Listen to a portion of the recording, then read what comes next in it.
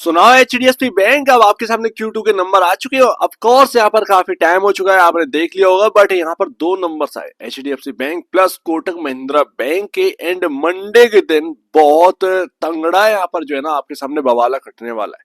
बवाला इसलिए कटने वाला है क्योंकि एचडीएफसी बैंक और Kotak Mahindra bank asset quality बिगड़ गई। ये एक सबसे बड़ी बात है।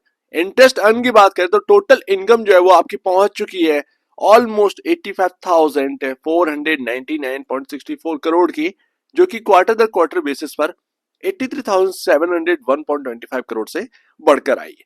ये एक अच्छी बात है, हर चीज आपको पॉजिटिव देखने को मिल जाएगी। म्यूटेड है थोड़ा सा यहाँ पर जो है, आप कह सकते हैं इनलाइन रिजल्ट है प्रॉफिटेबिलिटी की बेसिस पर, या कह सकते हैं आप जो है इंटरेस्ट अर्न की बेसिस पर, ये आपको देखने को मिलेगा। मेन जो बात है ना, वो बात ये है कि यहाँ पर आपके सामने जो एनपीए वो बढ़ते हुए दिखे, जो कि कुछ आपके सामने ये है। आपके सामने जो नेट एनपीए ग्रॉस एनपीए वो सब बढ़कर आए। नेट एनपीए पहुंच चुका है यहाँ पर आपका 0.41% पर, 0.41%, जो कि क्वार्टर दर क्वार्टर बेसिस पर 0.39% से बढ़कर आया है। एंड यहाँ per year on year basis पर 0.35% से बढ़कर 0.41% हो गया है। बट हम क्वार्टर दर क्वार्टर बेसिस पर ही देखेंगे।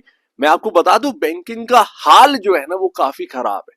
चाहे आप पीएसयू बैंक उठा लीजिए, मैं लमसम 1-1.5 महीने से आपसे बात कर रहा हूँ, और जब से आरबीएल बैंक का यहाँ पर जो है ना सिनेरियो देखा, तो ऑलमोस्ट ये सिर्फ और सिर्फ HDFC bank, Kotak Mahindra bank, आपका एसबीआई और आपका एक्सिस, एंड यहाँ पर आपके सामने आईसीआईसीआई, ये जो 5 बैंक है ना, इनको ऊपर रखकर ही बैंक निफ्टी ऊपर चला है। अदरवाइज ऑलमोस्ट पूरी पीएसयू बैंक 52 वीक लो पर है।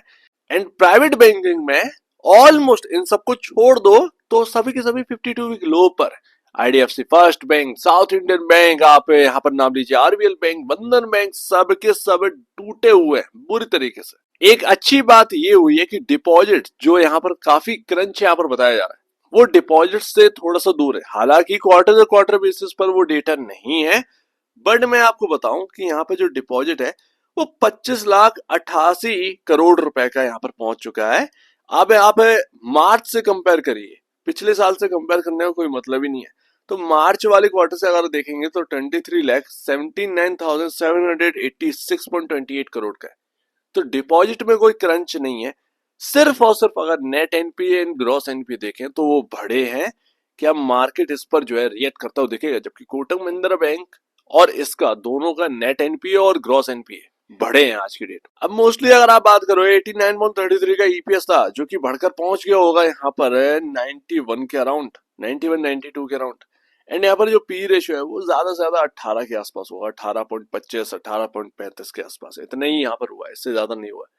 लेकिन नेट एनपीए बात बस इतनी आ जाती, नेट एनपीए पोजीशनिंग ऐसी थी स्टॉक की, जरा ये देख लेते हैं।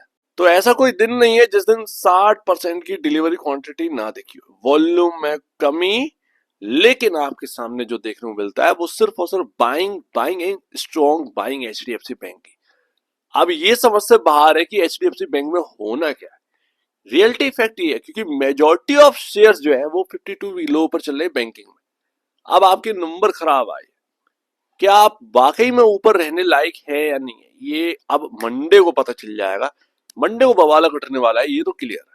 एक्सिस बैंक का सिनेरियो अलग था। आप सोच रहे होंगे कि एक्सिस बैंक में भी तो यहाँ पर तेजी पकड़ी, बट उसका नेट एनपीए जो है ना बहुत अच्छा रहा। पता है क्वार्टर क्वार्टर बढ़े नहीं, क्वार्टर क्वार्टर बढ़े नहीं है net NPA gross NPA. And second last तो भैया यहाँ पर ना जो पैटर्न है वो तो टूट गया था। अभी का करंट का जो अपने को देखने को मिल रहा है 1600 बहुत बहुत बहुत ज्यादा इंपॉर्टेंट है। बट अगर आप देखोगे 1723 ये काफी इंपॉर्टेंट, 1723 हुआ आपका, 1758 हुआ, ये जो रेंज है ऊपर जाकर ये बहुत तोड़ू फोड़ू रेंज है। यहां से एकदम जो है धक्का मारकर नीचे फेंक देता है एचडीएफसी बैंक को ये रेंज। एंड ये बहुत टाइम से हो रहा है। सो दैट एचडीएफसी बैंक तो यहाँ पर ना नेट एनपी और ग्रॉस एनपी खराब आ गए। मेरे ख्याल से जो पॉजिटिव पॉजिटिव पॉजिटिव पॉजिटिव चिल्ला रहे हैं, शायद पॉजिटिविटी का अब कोई यहाँ पर जो है जगह रही नहीं है, ये बात है। अब तो दो बैंकों के आ गए खराब, बात ये इतनी सी है।